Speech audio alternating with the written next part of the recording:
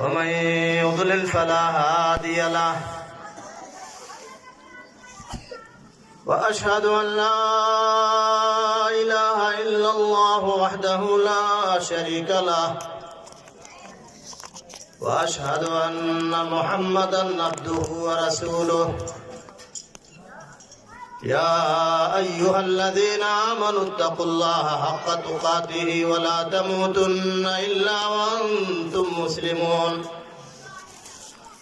يا أيها الناس اتقوا ربكم الذي خلقكم من نفس واحدة وخلق منها زوجها وبث منهما رجالا كثيرا ونساء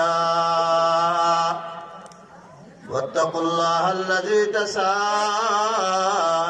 به والأرحام إن الله كان عليكم رقيبا يا أيها الذين آمنوا اتقوا الله وقولوا قولا سديدا يصلح لكم أعمالكم ويغفر لكم ذنوبكم ومن يطع الله ورسوله فقد فاز فوزا عظيما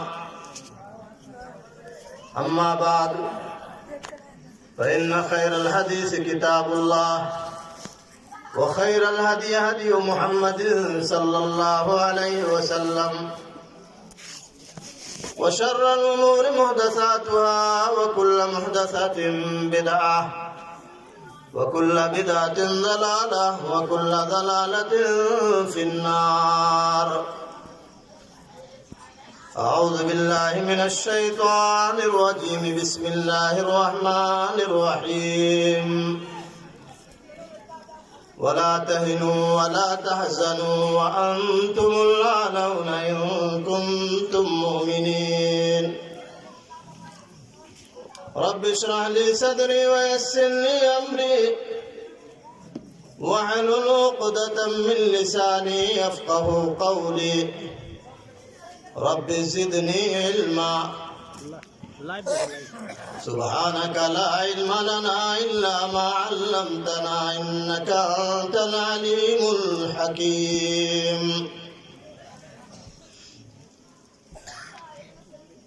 شور ہے ہو گئے دنیا سے مسلمان نابود. ہم یہ کہتے ہیں کہ تھے بھی کہیں مسلم موجود. وضع میں تم ہو نصارا تو تمدن میں ہنود. یہ مسلمان ہیں جنہیں دیکھ کے شرمائیں یہود. یوں تو سید بھی ہو مرزا بھی ہو افغان بھی ہو تم سبھی کچھ ہو بتاؤ کہ مسلمان بھی ہو. محترم صدر جلسہ حضرت مولانا نعیم الدین صاحب الہادی حفظہ اللہ اور اسٹیج پر تشریف فرما معزز محترم علماء کرام اور آج یہاں اس پروگرام میں شریک دینی ملی بھائیوں، اسلامی نوجوانوں، عزیز بچوں، خواتین ملت اسلامیہ، میری مائیں اور بہنیں،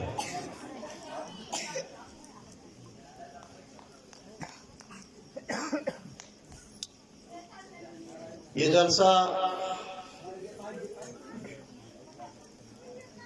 کڑاکے کی سردی میں منعقد کیا گیا ہے.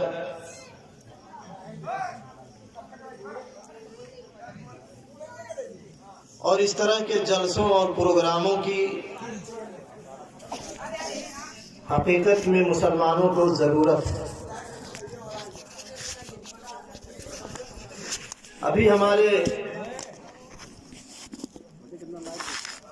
دو معزز مہمانوں نے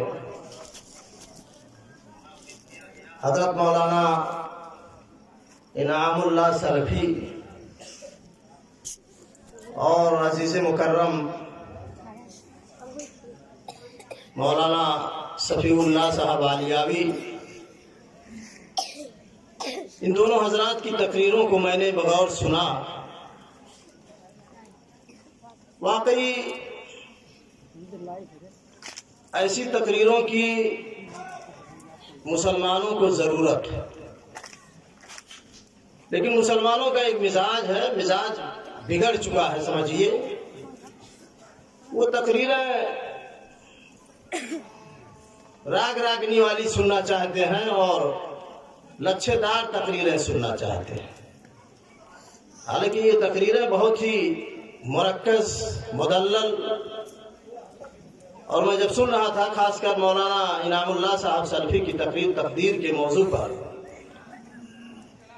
تو مجھے بار بار یہ خیال آ رہا تھا کہ کاش کی ہماری اس مجلس میں، ہمارے اس پروگرام میں ہمارے گاؤں کے بزرگ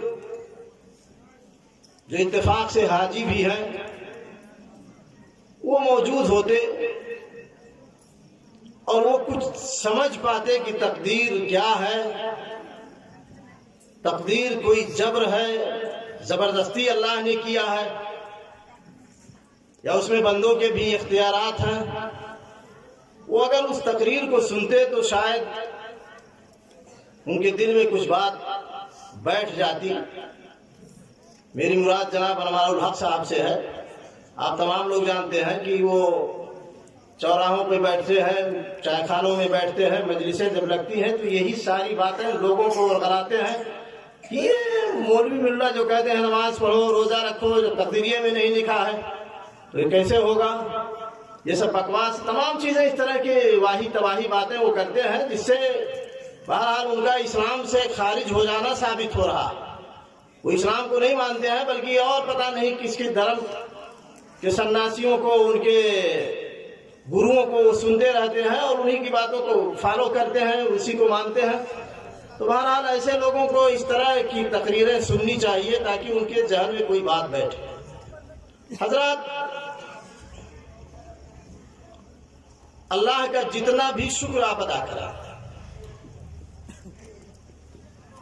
وہ کم ہوگا کہ اللہ رب العالمین نے آپ کو مسلمان، ہم کو مسلمان بنایا. اس پر اللہ کا جتنا شکر، اللہ کی جتنی حمد، اللہ کی جتنی تعریف، اللہ کی جتنی پرشنسا ہم کریں وہ ناکافی ہے. اللہ نے ہمیں مسلمان بنایا، دولت اسلام سے مالا مال کیا، اور پھر اس پر مزید یہ کہ اللہ نے ہمیں صحیح عقیدہ، مسلک اہل حدیث پر اللہ نے ہمیں قائم کیا. ورنہ آپ غیر مسلموں میں دیکھتے ہیں پتہ نہیں کن کن دروں کی ٹھوکریں کھاتے ہیں، کن کن جگہوں کا سجدہ کرتے ہیں، کیسی کیسی جگہوں سے اپنے آس اور امید لگائے رکھتے ہیں یہاں سے مل جائے. اور مسلمانوں میں بھی جو گمراہ ہو چکے ہیں، جو زیادہ حق سے ہٹ چکے ہیں، جو صراط مستقیم سے ہٹ گئے ہیں، ان کو بھی آپ دیکھیں، ان کے کتنے بابا، کتنے آبا، کتنے پیر، کتنے فقیر، کتنے مرشد، کتنے علماء، کتنے ائمہ، سب کے دروں کی وہ ٹھوکریں کھاتے ہیں. تو اللہ کا جتنا بھی احسان آپ مانیے اور اللہ سے دعا کیجئے کہ اللہ تعالیٰ یا مقلب القلوب ثبت قلبی علی دینک، کہ اے دلوں کے پھیرنے والے میرے دل کو اپنے دین پر تو ثابت رکھ، قائم رکھ. اور اس پر بھی اللہ کی تعریف کیجئے کہ اللہ رب العالمین، دعا بھی کیجئے کہ اللہ ہمیں مسلک اہل حدیث پر کاربند رکھ. ان سب کچھ کے باوجود آج پوری دنیا کے انسان، اس میں مسلمان بھی ہیں، غیر مسلم بھی ہیں، ہمارے ہندو بھائی بھی ہیں، بدھسٹ لوگ بھی ہیں، کرسچن بھی ہیں، یہودی بھی ہیں، پارسی بھی ہیں. پوری دنیا کے مسلمان آج دنیا میں دولت کی ریل پیل ہونے کے باوجود بھی امن و شانتی کا فقدان ہے. پوری دنیا میں امن و شانتی غارت ہے، کہیں بھی امن نہیں، کہیں بھی چین نہیں، اور مسلمان بھی تباہ ہے اپنے تئیں۔ مسلمانوں کی اتنی بھیڑ ہونے کے باوجود، اتنی تعداد پوری دنیا میں ہونے کے باوجود، مسلمان آج بھیگی بلی بنے ہوئے ہیں۔ ان کے حقوق و ادھیکار سے کھلواڑ کیے جا رہے ہیں، ان کا کوئی ویلو نہیں، کوئی وقار نہیں، ہر جگہ ذلیل ہے، خوار ہے، رسوا ہے، بدامنی کا شکار ہے۔ اور پھر اس پہ مزید یہ کہ آج طرح طرح کی بیماریوں نے لوگوں کو گھیر رکھا۔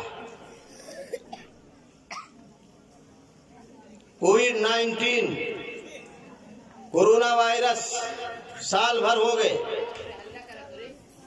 پھیلا ہوا، اور ادھر سال جو انگریزی سال ہے، انگریزی سال چینج ہوا۔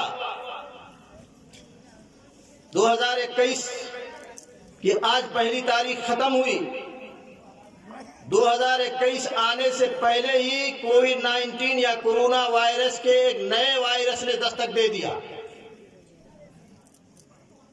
دنیا کو چیلنج کر دیا کہ تم بناؤ دوائیں۔ یہ بیماریاں ختم ہونے والی نہیں تو آخر یہ بیماری کیوں نہیں ختم ہو رہی ہے؟ یا اس طرح کی بیماریاں دنیا سے کیوں نہیں جا رہی ہیں؟ اس پر بھی دانشوروں کو غور کرنے کی ضرورت ہے۔ انشاءاللہ باتیں آتی جائیں گی۔ پہلے تو یہ ہے کہ اس دنیا میں امن و شانتی کیوں نہیں؟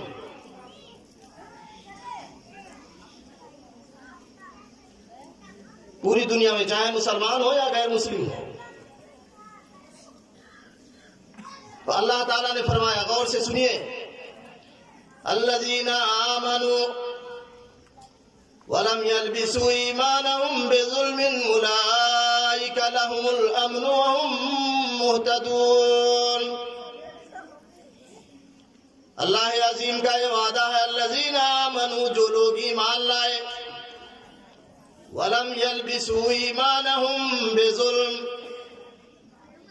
اور اپنے ایمان میں شرک کی آمیزش نہیں کیا، شرک کو شریک نہیں کیا۔ اللہ رب العالمین پر ان کا پختہ ایمان ہے، اللہ رب العالمین کو اللہ تسلیم کرتے ہیں، اللہ ہی کو نفع نقصان کا مالک سمجھتے ہیں، اللہ ہی کو پوری دنیا کا مدبر اور مصرف سمجھتے ہیں، کہ تصرف کرنے والا، پوری دنیا کا کاروبار چلانے والا، زمین و آسمان کے کاروبار کو چلانے والا، سورج اور چاند چلانے والا، سمندروں اور پہاڑوں کا دیکھ ریکھ کرنے والا صرف اللہ ہے، اللہ کے علاوہ کوئی نہیں ہے۔ اس بات پر یقین رکھتے ہیں، الذین آمنوا ولم یلبسوا ایمانہم بظلم اولئک لہم الامن۔ ایسے لوگوں کے لیے اللہ کا وعدہ ہے کہ وہ لوگ امن میں رہیں گے، شانتی میں رہیں گے۔ اور جہاں کروڑوں معبودان باطلہ کی پرستش ہوگی، لوگ اپنا اپنا نام رکھ لیں گے، جو ان کے آبا و اجداد نے نام رکھ لیا۔ کسی کا نام درگا میاں رکھ لیا، کسی کا نام دستگیر رکھ لیا، کسی کا نام خواجہ معین الدین چشتی کا نام رکھ لیا کہ یہ دستگیر ہے، یہ مشکل کشا ہے، یہ حاجت روا ہے، اس طرح کا نام رکھ لیا اور ان کی عبادت اور بندگی میں لگ گئے، جو لوگ کچھ نہیں کر سکتے ہیں، جو کچھ نہیں کر سکتے ہیں۔ اللہ رب العالمین نے فرمایا، والذین تدعون من دونہ ما یملکون من قطمیر۔ یہ لوگوں غور سے سنو، اللہ کے علاوہ جن کو بھی تم پکارتے ہو، جن کی دہائیاں دیتے ہو، جن کو پکارتے ہو، جن سے دعائیں کرتے ہو، ما یملکون من قطمیر، وہ کھجور کے گٹھلی کے اوپر جو سفید سا چھلکا ہوتا ہے اس کے مالک نہیں ہے۔ تم نے تو انہیں آسمانوں زمینوں کا مالک بنا دیا ہے، بارشوں اور ہواؤں کا مالک بنا لیا ہے، دکھوں اور دردوں کا مالک بنا لیا ہے، سب کچھ کرتے ہو، لیکن ما یملکون من قطمیر، وہ کھجور کے گٹھلی کے اوپر، کھجور کے بیا کے اوپر جو چھلکا ہوتا ہے اس کے بھی مالک نہیں ہے۔ ان تدعوہم لا يسمعوا دعاءکم، اگر تم ان کو پکارتے ہو، انہیں پکارتے رہو، ان کے جپتے رہو، ان کی دہائیاں دیتے رہو، لا يسمعوا دعاءکم، وہ تمہاری پکار نہیں سنتے ہیں۔ وَلَوْ سَمِعُوا، اور اگر بائی دبے بفرض محال، اگر سن بھی لے، سنتے تو نہیں، مردے نہیں سنتے، جو مر گئے نہیں سنتے، نہ پتھر سنتا ہے، نہ پیڑ سنتا ہے، نہ پودے سنتے ہیں، نہ دریائیں سنتے ہیں، نہ پانی سنتا، نہ آگ سنتا، اور جو مر چکے ہیں، جو نومن مٹی کے نیچے جا چکے ہیں، وہ کہاں سے سنیں گے؟ اِنَّكَ لَا تُسْمِعُ الْمَوْتَى، مردوں کو نہیں سنا سکتے ہو، لیکن لوگ ادبدائے انہی لوگوں کی پوجا کرتے ہیں، انہی کی دہائیاں دیتے ہیں۔ ان تدعوہم لا يسمعوا دعاءکم ولو سمعوا ما استجابوا لکم، اور اگر وہ سن بھی لے تو تمہاری پکار کا وہ جواب نہیں دے سکتے۔ مستجابوا لکم ویوم القیامت یکفرون بشرککم ولا ینبئک مثل خبیر، اور قیامت کے دن وہ تمہارے شرک کا انکار کر دیں گے۔ تو آج بدامنی کیوں ہے؟ کیونکہ شرک پایا جاتا ہے، شرک۔ اہل حدیثوں کے الحمدللہ وہ مزار پر باباؤں کے ہاں جانا تو نہیں ہے، لیکن ان کے اندر بھی کچھ خفیہ شرک پائے جاتے ہیں۔ میں اس تفصیل میں نہیں جاؤں گا، بہت لمبی بات ہو جائے گی۔ تو بہرحال شرک جس بھی میجارٹی میں پایا جائے گا، جس بھی قوم میں پایا جائے گا، جس علاقے میں پایا جائے گا، جس خطے میں پایا جائے گا، وہاں بدامنی عام ہوگی۔ آج دنیا کی یہی حالت ہے، جہاں جہاں شرک ہے وہاں وہاں بدامنی پائی جاتی ہے ایک دم۔ میں آپ لوگوں کو کہوں بلاد عرب میں اب وہاں بھی کچھ شروع ہو گئی ہے بدامنی، لیکن الحمدللہ ابھی بھی بہت وہاں عافیت ہے۔ کیوں؟ کہ وہاں شرک نہیں پایا جاتا، کوئی بابا، دائی، میاں، دیدی نہیں کوئی پائی جاتی، کوئی مزار نہیں پایا جاتا، اور جہاں جہاں مزار ہے، جہاں جہاں شرکیہ کام ہوتے ہیں، وہاں وہاں بدامنی ہے۔ تو شرک سے پہلے نمبر پر توبہ کرو۔ یہ تو عام انسانوں کی بات ہے، اور یہ مسلمان جو اپنے آپ کو ناگرتا پر لکھوا دیا مسلمان، پاسپورٹ میں مسلمان، یہ بھی اس میں کچھ ایسے فرقے پائے جاتے ہیں جن کو آپ بخوبی جانتے ہیں کہ ان کے ہاں کیا کیا پایا جاتا ہے۔ نہ نماز پڑھیں گے، نہ روزہ رکھیں گے، شرک کے کاموں میں ایک دام آگے آگے، اور یہاں تک نعوذ باللہ کہتے ہیں کہ اللہ کے پلے میں وحدت کے سوا کیا ہے، اللہ کے پلے میں وحدت کی سوا کیا ہے، لینا جو ہمیں ہے لے لیں گے محمد سے۔ اور اس طرح کے بہت سارے شرکی عقائد پائے جاتے ہیں۔ تو پہلے نمبر پر شرک سے جب یہ سماج، یہ دنیا، یہ ماحول پاک ہوگا تب امن و شانتی آئے گی۔ اور مسلمان کیوں پریشان ہے خاص طور پر؟ تو ایک چیز ہے، مسلمانوں میں بھی شرک کا وجود ہو چکا، شرک نے گھسپیٹ کر لیا ہے مسلمانوں میں بھی۔ اسی لیے آج مسلمانوں کی مدد نہیں ہو رہی اللہ کی طرف سے۔ علامہ اقبال نے کہا تھا کہ میں نے میرے سپہ تیری سپہ دیکھی ہے، میں نے میرے سپہ تیری سپہ دیکھی ہے، قل ہو اللہ احد کے شمشیر سے خالی ہے نعام۔ علامہ اقبال کہتے ہیں کہ مسلمانوں، تمہارے اوپر اللہ نے سورہ نازل کی قل هو اللہ احد اللہ الصمد لم یلد ولم یولد ولم یکن له کفوا احد۔ یہ سورت دیکھنے میں چھوٹی ہے لیکن اس سورت کا ارتھ، اس سورت کا مطلب، اس سورت کا مفہوم بہت بڑا ہے۔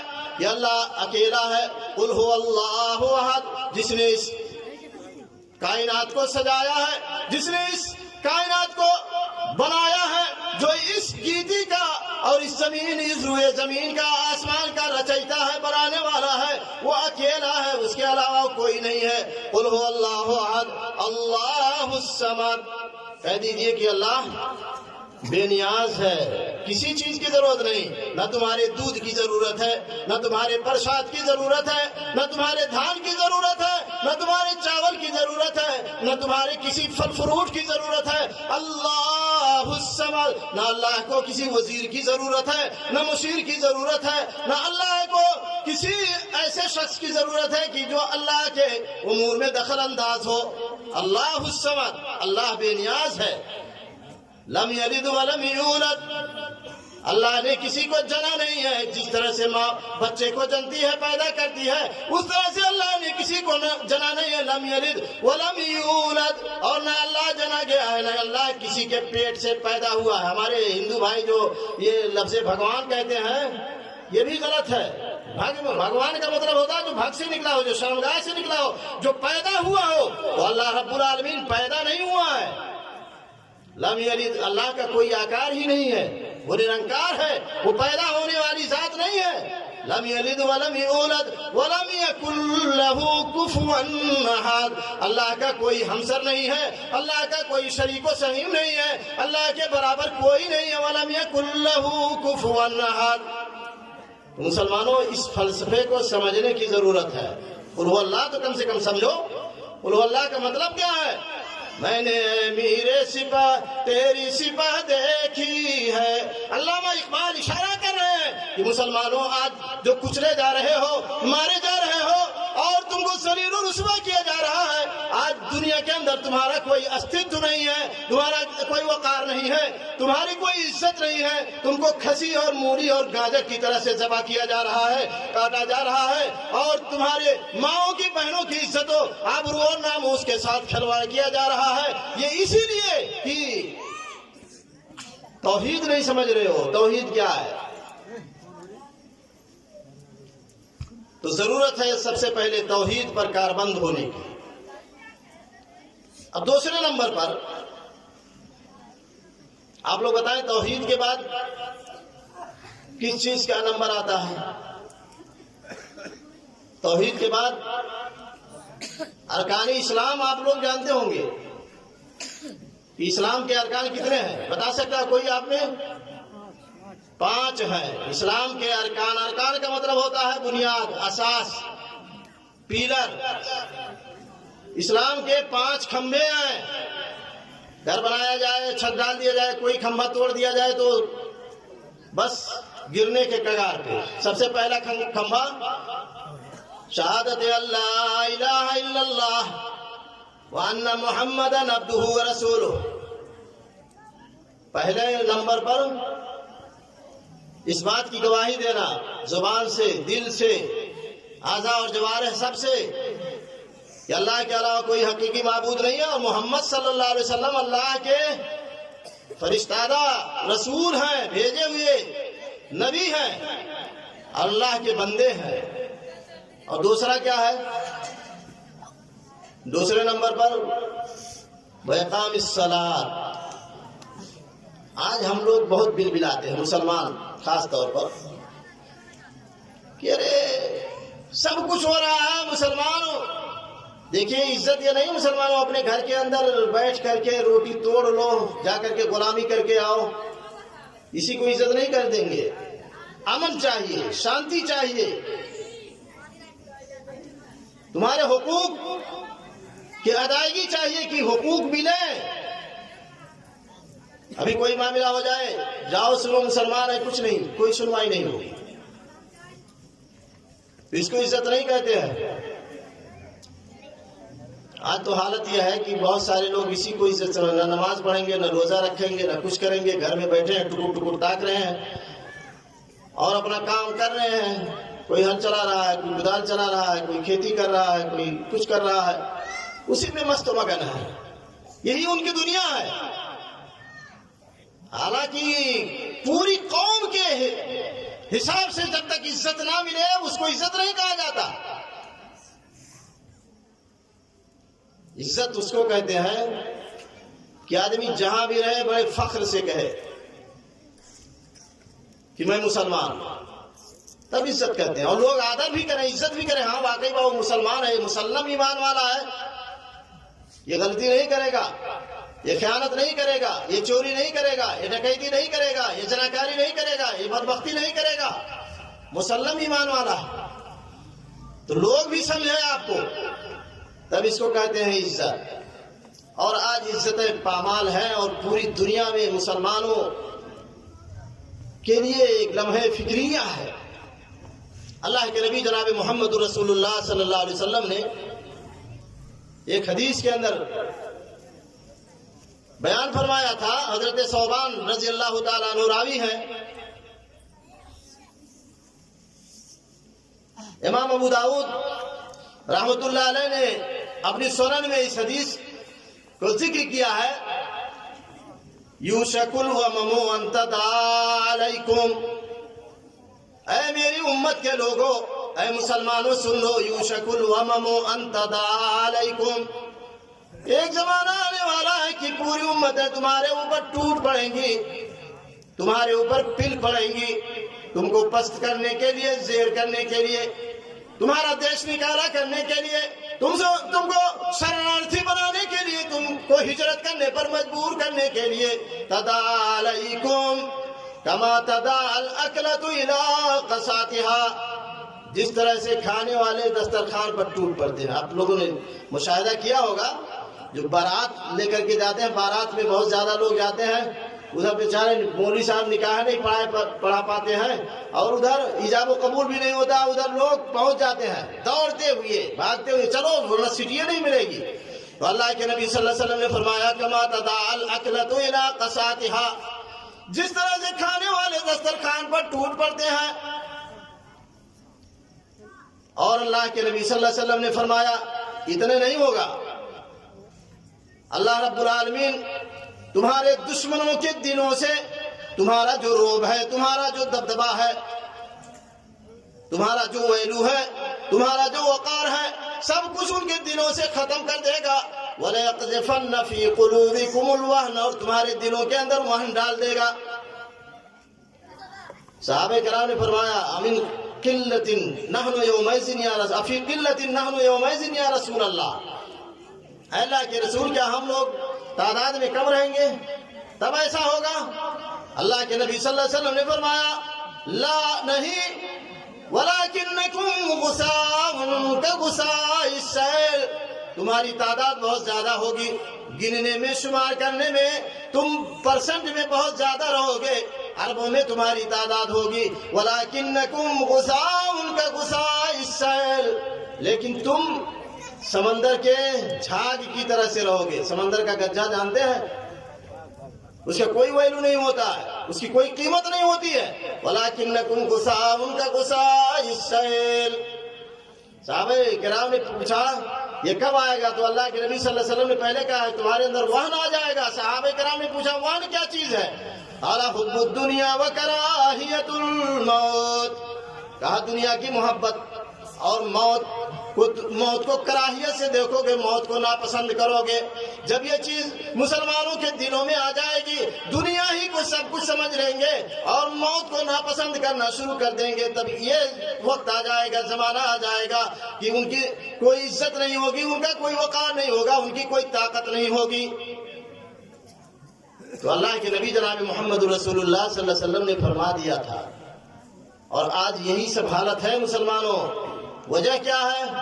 وجہ یہ کہ پہلے نمبر پر میں نے بتایا شرک پایا جاتا، اور دوسرے نمبر پر آج ہم نمازوں سے دور ہیں۔ نماز دیکھیے، اور جتنی بھی عبادت ہے، روزہ ہے، حج ہے، زکوٰۃ ہے، وہ کنٹینیو فرض نہیں ہے، نہ تمام لوگوں پر فرض ہے۔ روزہ سال میں ایک دفعہ، زکوٰۃ جب آپ کا مال پیدا ہو جیسے دھان وغیرہ ہے تو اس وقت نکالنا ہے، وہ بھی سال بھر کے بعد ہوتا ہے. اور یا آپ کے پاس روپیہ پیسہ ہے، سونا چاندی ہے، تو اس پر حولانے حول یعنی سال گزر جائے بیت جائے تب ادا کرنا پڑتا ہے. اور اسی طرح سے حج کا مسئلہ ہے، حج اگر طاقت ہے تو حج فرض ہے، لیکن نماز تو سب پہ فرض ہے، چاہے مولوی ہو، حاجی ہو، جاہل ہو، گنوار ہو، جوان ہو، بوڑھا ہو، مرد ہو، عورت ہو، امیر ہو، غریب ہو، یہاں تک کہ بیمار بھی ہو تو اس پر بھی فرض ہے. لیکن نماز سے ہم لوگ دور ہیں. نماز سے دوری مسلمانوں کے کتنے پرسنٹ نماز پڑھتے ہوں گے؟ مشکل سے کہا جائے تو 10%. 10% نماز پڑھنے والے ہوں گے، 90% ویسے بے نمازی گھوم رہے ہیں. نماز یہ بہت ضروری چیز ہے. میں یہاں پر آپ حضرات کو غزوہ بدر کا واقعہ بتانا چاہتا ہوں. اس میں بات آئے گی کہ نماز سے کس طرح سے شغف تھا. اللہ کے نبی صلی اللہ علیہ وسلم کو نماز کے لیے کھڑے ہو کر کے اللہ کے نبی صلی اللہ علیہ وسلم نے کس طرح سے دعا کیا. غزوہ بدر ایک لڑائی ہوئی ہے، جنگ بدر جس کو کہا جاتا ہے. علامہ اقبال نے کہا تھا کہ فضائے بدر پیدا کر فرشتے تیری نصرت کو، فضائے بدر پیدا کر فرشتے تیری نصرت کو، اتر سکتے ہیں گردوں سے قطار اندر قطار. اب بھی بدر کا ماحول پیدا کرو. اللہ رب العالمین نے فرمایا استغیثون ربکم فاستجاب لکم انی ممدکم بألف من الملائکۃ مردفین. بدر کا واقعہ اللہ رب العالمین نے بیان کیا. استغیثون ربکم کہ جب تم اپنے رب سے مدد طلب کر. ہوا ایسا کہ اللہ کے نبی جناب محمد رسول اللہ صلی اللہ علیہ وسلم جب ہجرت کر کے مکہ چھوڑ کر کے مدینہ آ گئے. آپ لوگوں کو پتا ہونا چاہیے کہ مسلمانوں پہ بڑے کٹھن مواقع آئے ہیں، بڑی مشکل گھڑیاں آئی ہیں. ہمارے نبی جناب محمد رسول اللہ صلی اللہ علیہ وسلم نے جب اعلان کیا مکہ کی سرزمین پر، آپ نے کہا یا ایھا الناس قولوا لا الہ الا اللہ تفلحوا تملکوا العرب والعجم. اے لوگوں لا الہ الا اللہ کہو تم کامیاب ہو جاؤ گے. آج تو ہم کامیابی سمجھتے ہیں کہ چاہے کچھ کہیں یا نہ کہیں، کچھ کریں یا نہ کریں، نماز پڑھیں نہ پڑھیں، ہمارے پاس قطر سے ہمارے لڑکے کما کر کے دیں، ہمارے پاس پیسہ ہو، بینک بیلنس ہو، ہم لاکھ پتی، کروڑ پتی، ارب پتی ہو جائیں، یہی کامیابی ہے. اللہ کے نبی جناب محمد رسول اللہ صلی اللہ علیہ وسلم کی مراد دنیا کی بھی کامیابی تھی، آخرت کی بھی کامیابی تھی. یا ایھا الناس قولوا لا الہ الا اللہ تفلحوا. اے لوگوں لا الہ الا اللہ کہو کامیاب ہو جاؤ گے. اب لوگ یہ کو چھوڑ کر کے پتہ نہیں کتنے کی پوجا کرتے تھے. لوگوں نے کہا اجعل الآلہۃ الہا واحدا ان ھذا لشیء عجاب. وہ دیکھو محمد رسول اللہ کو دیکھو، ہم لوگ تو 360 معبودان باطلہ کی پرستش کرنے والے ہیں، یہ محمد کہتے ہیں کہ ایک کے معبود کو مانو، ایک کی پوجا کرو. اجعل الآلہۃ الہا واحدا ان ھذا لشیء عجاب. یہ تو بہت تعجب خیز معاملہ ہے، بہت تعجب کی بات ہے، کہتے ہیں ایک کے کو مانو. اور پھر کیا کیا؟ ستانا شروع کر دیا. نبی اکرم صلی اللہ علیہ وسلم کو گھسیٹ رہے ہیں. اللہ کے نبی صلی اللہ علیہ وسلم جب سجدے میں جاتے ہیں اونٹ کی وچھڑی لا کر کے اوپر سے رکھ دیا جاتا ہے. اللہ کے نبی صلی اللہ علیہ وسلم کو مارا جاتا ہے، پیٹا جاتا ہے. جو مسلمان اللہ کے نبی صلی اللہ علیہ وسلم پر ایمان لائے تھے ان کو بھی مارا جاتا ہے، زد و کوب کیا جاتا ہے، ستایا جاتا ہے. اور یہاں تک معاملہ آ گیا کہ مکہ میں رہنا دوبھر کر دیا. مکہ سے ایک دم سازش کر لیا کہ اب نہیں رہنے دینا. وَإِذْ يَمْكُرُ بِكَ الَّذِينَ كَفَرُوا لِيَقْتُلُوكَ وَيُثْبِتُوكَ أَوْ يَقْتُلُوكَ وَيَمْكُرُونَ وَيَمْكُرُ اللَّهُ وَاللَّهُ خَيْرُ الْمَاكِرِينَ. لوگوں لوگوں نے پارلیمنٹ کے اندر یہ طے کر لیا، یہ پاس کر دیا دارالندوہ کے اندر کہ اب محمد رسول اللہ صلی اللہ علیہ وسلم کو نہیں رہنے دینا ہے، چاہے ان کو قتل کر دیا جائے یا قید میں ڈال دیا جائے۔ لیکن وہ شیطان آیا، شیطان بوڑھے کی شکل میں آ کر کے حاضر ہو گیا، کہا نہیں ایسا کرو گے، اگر قید کرو گے تو محمد کے ساتھی اپنی جان قربان کر کے محمد کو چھوڑا لے جائیں گے، اگر شہر بدر کر دو گے تو اپنا ٹھکانہ دوسری جگہ بنا لیں گے، ایسا ان کو قتل کر دیا جائے۔ اسی پر سب کا فیصلہ ہو گیا کہ محمد کو قتل کر دیا جائے، اور آپ ہجرت کرنے پر مجبور ہوئے۔ ہجرت کا واقعہ بہت لمبا ہے، میں ادھر نہیں جانا چاہتا، بس بتانا یہ چاہتا ہوں کہ مکہ سے نکلنے پر مجبور کر دیا گیا، اور صحابہ کرام کو بھی مجبور کیا گیا۔ یہاں رہنا ہے تو ہماری والی کرنی ہوگی، یہاں رہنا ہوگا تو ہم جو کہیں گے۔ وہاں کے مہتوؤں نے، وہاں کے جو بڑے بڑے ذمہ دار تھے، وہاں کے جو سنادید قریش تھے، ان لوگوں نے کہا غریبوں کو، مسلمانوں کو کہ اگر تم کو رہنا ہے تو جو ہم کہیں گے ہمارے کہنے پر رہنا پڑے گا، محمد کے فرمان کے مطابق تم یہاں نہیں زندگی گزار سکتے ہو۔ ایک وقت تو ایسا آیا، ایک واقعہ میں سناتا چلوں آپ حضرات کو کہ حضرت ام سلمہ رضی اللہ تعالیٰ عنہ بیان کرتی ہے کہ ام سلمہ کہتی ہے کہ میں بھی مسلمان ہو چکی تھی، اور میرے شوہر ابو سلمہ، جو ابو سلمہ تھے، سلمہ کے باپ، وہ مسلمان ہو چکے تھے۔ انہوں نے ہجرت کی تیاری کر لی کہ مکہ اب چھوڑ دینا ہے، یہاں جو مال ہے، جائیداد ہے، پراپرٹی ہے، سب کو قربان کر دینا ہے، اب اپنا ایمان بچا کر کے، اپنی جان بچا کر کے مکہ سے ہجرت کر کے، مکہ کو چھوڑ کر کے مدینہ منورہ چلا جانا ہے۔ ام سلمہ کہتی ہیں کہ سواری تیار کیا انہوں نے، گھوڑا یا اونٹ تیار کیا، اور کہتی ہیں کہ سلمہ یہ بیان کرتی ہے کہ مجھے بھی بٹھایا اور اپنا سوار ہوئے، میرا ایک چھوٹا بچہ تھا اس کو بٹھا لیا۔ جب میرے مائکے والوں کو خبر ہوئی کہ ابو سلمہ ام سلمہ کو بھی لے کر کے جا رہے ہیں، تو مائکے والے دوڑے ہوئے آئے، کہا یہ میری بیٹی نہیں جائے گی، یہ میری بہن نہیں جائے گی تمہارے ساتھ، تم تو بددین ہو چکے ہو، در بدر کی ٹھوکر کھا رہے ہو، پتہ نہیں کہاں جاؤ گے، ہم اپنی اس بیٹی کو نہیں جانے دیں گے، اپنی بہن کو نہیں جانے دیں گے۔ اور اس کے بعد کھینچا تانی شروع ہو گئی، ابو سلمہ کے بچے کو کھینچنا، ان کے مائکے والوں نے، ان کے ننھیال بچے کے ننھیال والوں نے کھینچنا شروع کر دیا، اور معاملہ یہاں تک ہوا کہ بچے کا بازو اکھڑ گیا، کھینچ کر کے بٹھا لیا، نہ ام سلمہ کو جانے دیا نہ بچے کو جانے دیا، کہ نہیں جانے دیں گے، تم کو جانا ہے تم چلے جاؤ، تنہا چلے جاؤ۔ لیکن ایمان کا شوق تھا، وہ جذبہ ایمانی، ابو سلمہ رضی اللہ تعالیٰ عنہ تنہا نکل گئے، ہجرت کر کے نکل گئے، بیوی کو چھوڑ دیا، بچے کو چھوڑ دیا۔ ام سلمہ بیان کرتی ہیں کہ جب ابو سلمہ چلے گئے تو میں سال بھر روتی رہی، اتنا بڑا ظلم اٹھایا، کہا سال بھر روتی رہی۔ میں جا کر کے ثنیۃ الوداع پر وہاں جا کر کے ام سلمہ کا ابو سلمہ کا انتظار کرتی تھی، اپنے شوہر نامدار کا انتظار کرتی تھی، اور میری آنکھیں روتے روتے پتھرا گئی تھی۔ جب سال بھر کا زمانہ گزر گیا تو کچھ لوگوں کو ترس آیا، جا کر کے میرے گھر والوں سے بات کیا کہ کیوں بیچاری کو، اس عورت کو تم لوگ کیوں سسکا رہے ہو، کیوں رلا رہے ہو، مصیبت میں کیوں ڈال رکھا، اجازت دے دو یہ بھی چلی جائے، اپنے شوہر سے مل جائے۔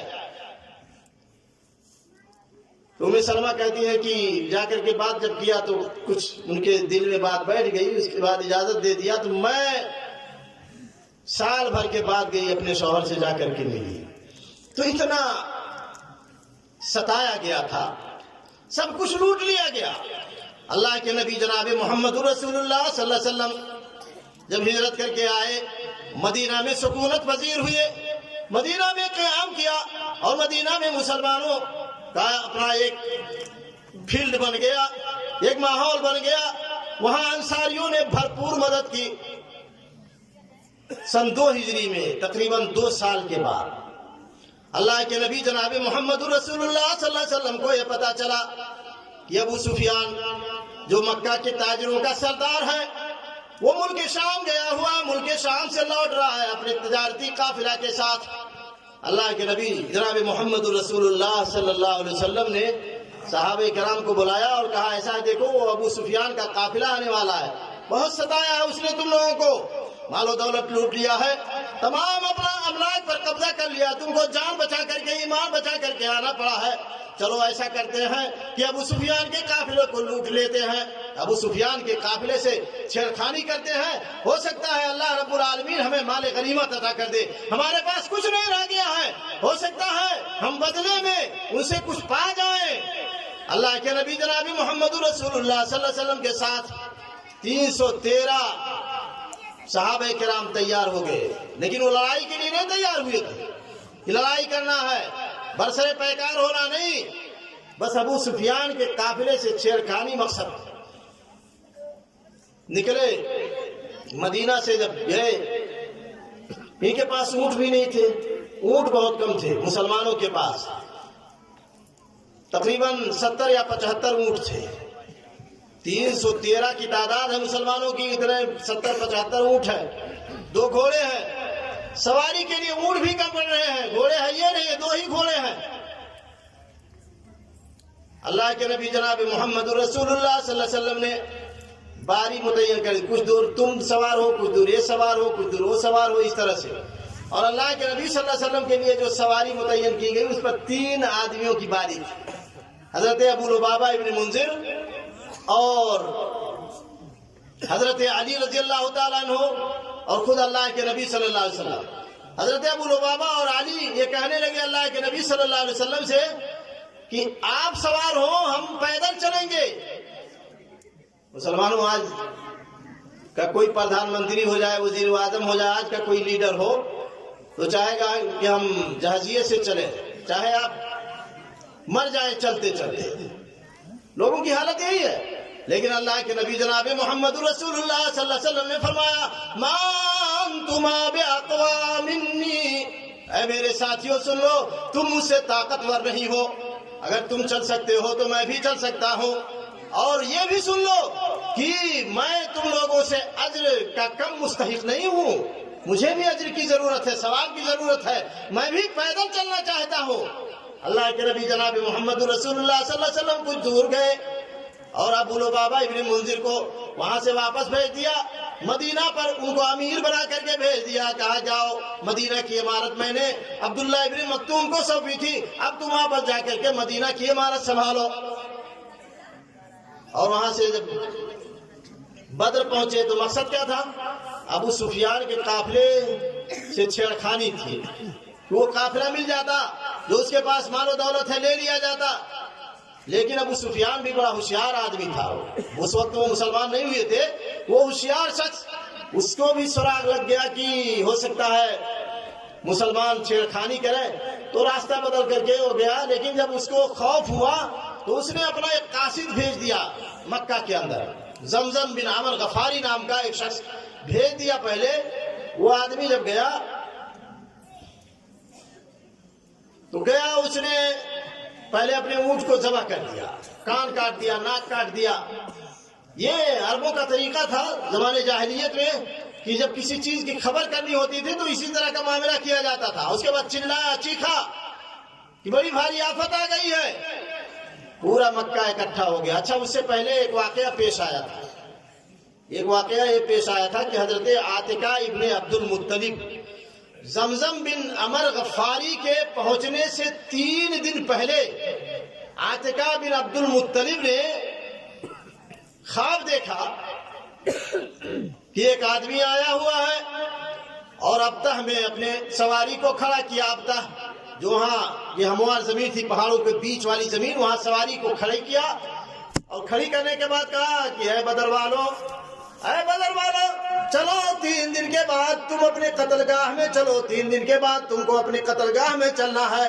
یہ خواب دیکھا، اور وہ کہتی ہے کہ اس نے پہاڑ کے ٹیلے پر چڑھ کر کے ایک پتھر پہاڑ سے پھینکا، اور وہ پہاڑ گرتے گرتے ریزہ ریزہ ہو گیا، اور اس کے جتنے ذرات تھے، جتنے ٹکڑے تھے، کسی نہ کسی گھر میں، سب گھر میں، مکہ کے تمام گھروں میں وہ ذرات پہنچ گئے۔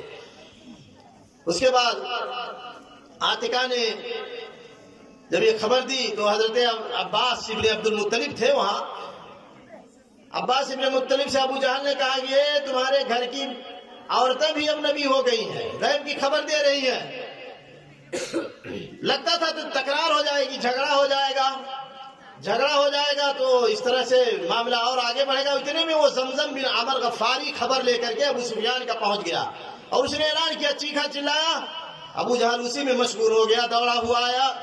پورے صنادید سرداران قریش وہاں اکٹھا ہو گئے، کہا کہ چلو محمد کا خاتمہ کر دیا جائے۔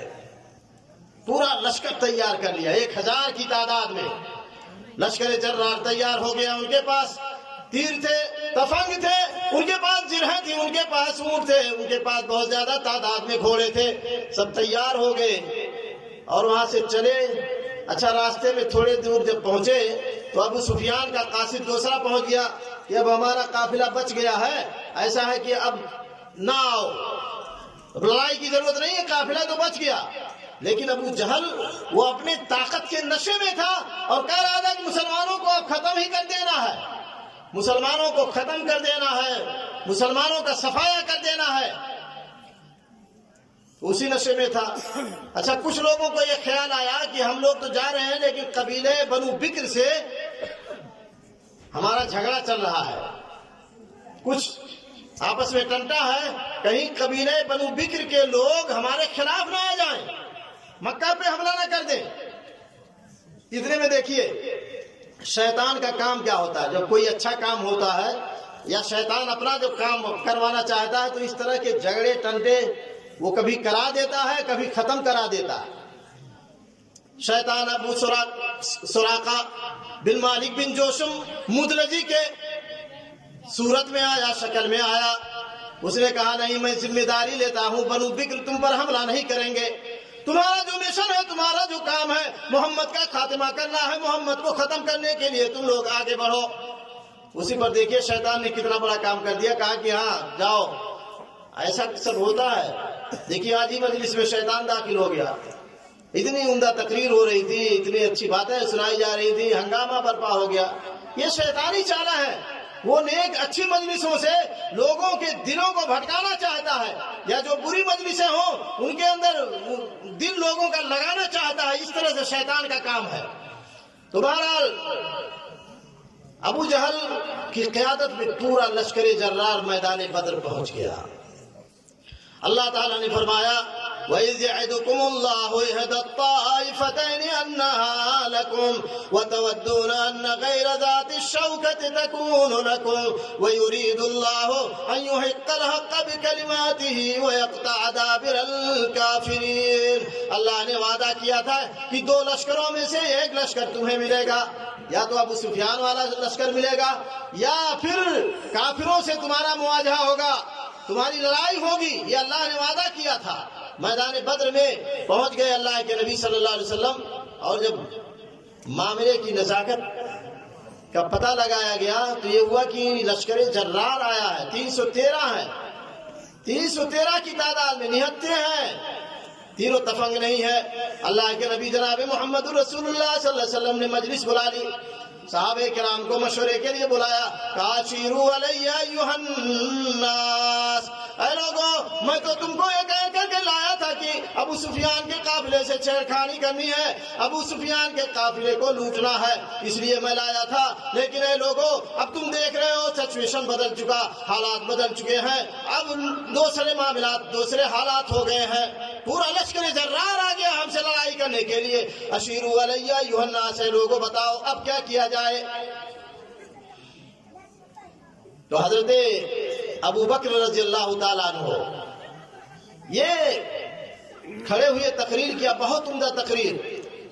اس کے بعد عمر رضی اللہ تعالیٰ عنہ، انہوں نے بڑی عمدہ تقریر کی، اللہ کے نبی صلی اللہ علیہ وسلم کو ڈھارس بندھایا، آپ کو دلاسا دیا کہ آپ چلیے، ہم آپ کے ساتھ ہیں، آپ تنہا نہیں ہیں۔ حضرت مقداد ابن عمر، یہ حضرت مقداد یہ بھی کھڑے ہوئے، انہوں نے تقریر کیا، اور اللہ کے نبی جناب محمد رسول اللہ صلی اللہ علیہ وسلم کی دل بری کی اور کہا کہ آپ آگے چلیے، ہم قوم موسیٰ کی طرح سے نہیں ہیں کہ موسیٰ علیہ السلام کی قوم نے کہا تھا کہ تم جاؤ تمہارا رب جائے، اِنَّا هَاهُنَا قَاعِدُونَ، ہم یہی بیٹھے رہیں گے تماشا دیکھیں گے، ہم ایسا کہنے والے نہیں ہیں۔ اللہ کے نبی صلی اللہ علیہ وسلم، ہم آپ کے آگے سے بھی لڑیں گے، آپ کے پیچھے سے بھی لڑیں گے، آپ کے دائیں بھی لڑیں گے، آپ کے بائیں بھی لڑیں گے، ہم آپ کے حکم کا پالنا کریں گے.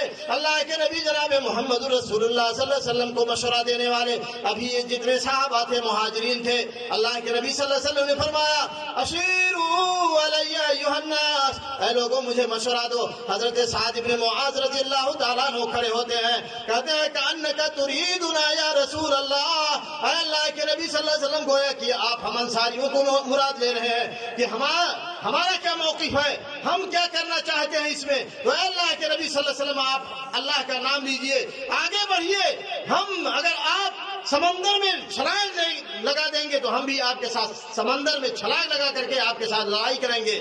نبی کا حکم ہو تو کود جائیں ہم سمندر میں, نبی کا حکم ہو تو کود جائیں ہم سمندر میں, جہاں کو محو کر دے نعرے اللہ اکبر میں. اے اللہ کے نبی صلی اللہ علیہ وسلم ہم پیچھے رہنے والے نہیں ہیں.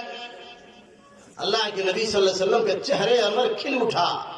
اللہ کے نبی صلی اللہ علیہ وسلم نے کہا جب تمہارا یہ بھاونا ہے, جب تم یہ چاہتے ہو تو سن لو, یہ ابو جہل یہاں مارا جائے گا, عتبہ وہاں مارا جائے گا, شیبہ وہاں مارا جائے گا. تمام جگہوں کے نشانات اللہ کے نبی جناب محمد رسول اللہ صلی اللہ علیہ وسلم نے بتا دیے.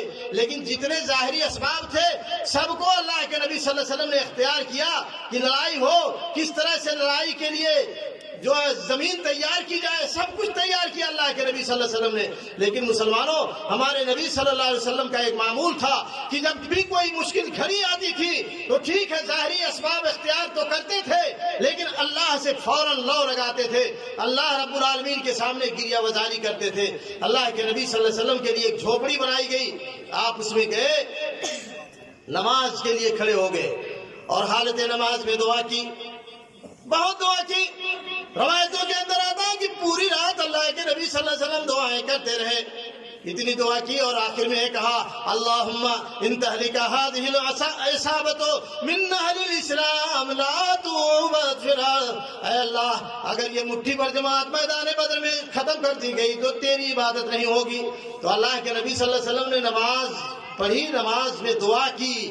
یہ ثابت ہے مسلمانوں.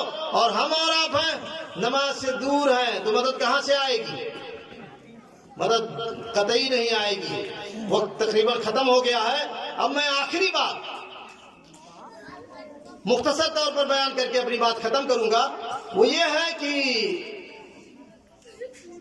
اتنی سب بیماریاں, یہ سب کیوں آخر بیماریوں کا ہجوم ہے, بیماریوں کے حملے ہیں. کورونا وائرس ہے, اب جدید, اب نیا کورونا وائرس آ گیا, دستک دے دیا اس نے. ہمارے نیپال میں بھی 5 لوگوں کو کورونا نکلا ہے, اور انڈیا میں, پاکستان میں اور دنیا بھر میں اب وہ بڑھتا جا رہا ہے. یہ بیماریاں کیوں ہوتی ہیں؟ بیماریاں تو پہلے نمبر پر یہ ہے کہ اگر آپ حرام کھاتے ہیں, حرام سے مراد کہ جو چیزیں اللہ رب العالمین نے حرام کی ہے, جیسے کھانے میں مردار کھاتے ہیں, خون کھاتے ہیں, یا سور کا گوشت کھاتے ہیں, یا شراب پیتے ہیں, تو یہ بیماریاں آئیں گی. اللہ رب العالمین نے قرآن پاک کے اندر فرمایا حرمت علیکم المیتۃ والدم ولحم الخنزیر وما اہل لغیر اللہ بہ, کہ مردار کھانا حرام ہے. اب کوئی چاہے سور کھا لے, بندر کھا لے, کتا کھا لے, بلی کھا لے, سب کچھ کھاتا جائے. یہ سب کھانے کے لیے اللہ نے نہیں پیدا کیا ہے. جو کھانے کے لیے اللہ نے پیدا کیا ہے وہ بتا دیا ہے. اللہ کے نبی جناب محمد رسول اللہ صلی اللہ علیہ وسلم کے بارے میں آتا ہے کہ الذین یتبعون الرسول النبی الامی الذی یجدونہ مکتوبا عندهم فی التوراۃ یامرهم بالمعروف وینہاهم عن المنکر ویحل لهم الطیبات ویحرم علیہم الخبائث.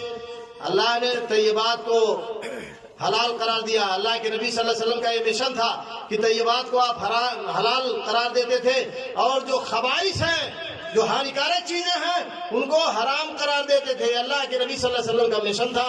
تو حرام چیزیں لوگ کھانا شروع کر دیے ہیں, اور اسی طرح سے حرام کاریوں کے اندر لوگ ملوث ہو گئے. آج آپ دیکھتے ہیں کہ آج کوئی اللہ رب العالمین نے تو حفاظت کیا تھا. یہ مائیں اور بہنیں ہیں, ان کی عزت و آبرو, ان کی طرف کوئی نگاہ نہ اٹھا سکے.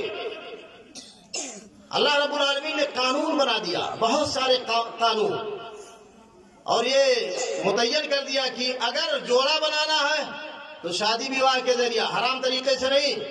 یہ فرینڈ شپ سے نہیں چلے گا کہ پہلے عشق معاشقہ کرو، عشق لڑاؤ اور فرینڈ بناؤ، گرل فرینڈ، بوائے فرینڈ، اور اس طرح سے حرام کاری کرو. یہ کام کرو گے تو پھر بیماریاں آئیں گی. اللہ کے نبی جناب محمد رسول اللہ صلی اللہ علیہ وسلم نے ایک حدیث کے اندر بیان فرمایا کہ جب فحش چیزیں، لم تظہر الفاحشہ فی قط، کہ فحش کاری جب کسی بھی قوم کے اندر عام ہو جائے گی، لوگ فحش کاری کریں گے. یہ زناکاری، بدکاری، فحش کاری اور تمام چیزیں جو فحش کام ہے، فحش کاری جب کریں گے لوگ، تو اللہ کے نبی صلی اللہ علیہ وسلم نے فرمایا کہ ان کے اندر ایسی ایسی بیماریاں پیدا ہوں گی، ایسی بیماریاں آئیں گی، لم تکن فی اسلافہم مضت من قبلہم، یا لم تکن فی اسلافہم قد مضوا، کہ جو ان کے پرکھے گزر چکے ان بیماریوں کا نام بھی نہیں سنا ہوگا. کووڈ-19 کا نام، کورونا وائرس کا نام، یا اس طرح سے جو زناکاری کی وجہ سے خاص بیماری جو ایڈز کی بیماری ہے، ایڈز کا مرض ہے، اس کا نام ہمارے پرکھوں نے نہیں سنا تھا کہ یہ بیماریاں پیدا ہوں گی، لوگوں نے نہیں سنا تھا. لیکن یہ بیماریاں پیدا ہو گئی اس لیے کہ لوگ اب ان تمام محرمات سے اعتراض نہیں کرتے ہیں. دیکھیے